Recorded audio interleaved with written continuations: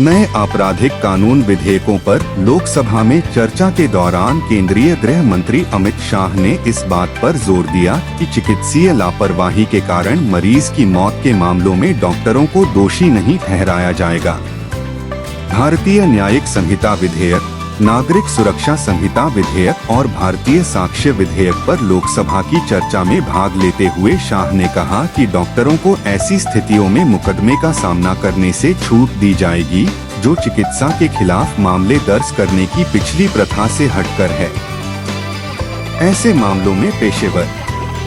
लोकसभा को संबोधित करते हुए शाह ने खुलासा किया कि इस विशिष्ट प्रावधान को इंडियन मेडिकल एसोसिएशन (IMA) के अनुरोध के जवाब में शामिल किया गया था।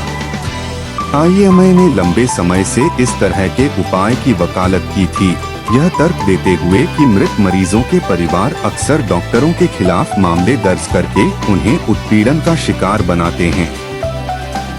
शाह ने इस बात पर जोर दिया कि इन 3 नए कानूनों के कार्यान्वयन का उद्देश्य लोगों को औपनिवेशिक मानसिकता और उससे जुड़े प्रतीकों से मुक्त कराना है।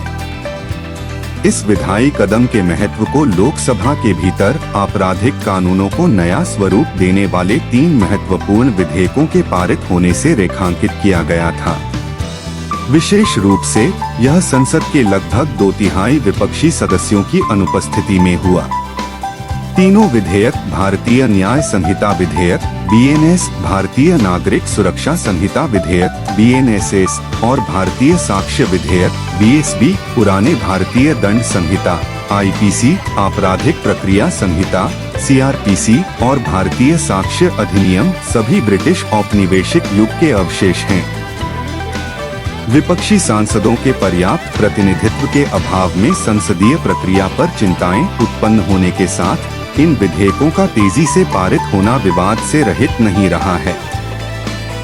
फिर भी विधायी सुधार मौजूदा कानूनी ढांचे से एक महत्वपूर्ण विचलन का संकेत देते हैं और भारत में आपराधिक न्याय के परिदृश्य को नया आकार देने की क्षमता रखते हैं।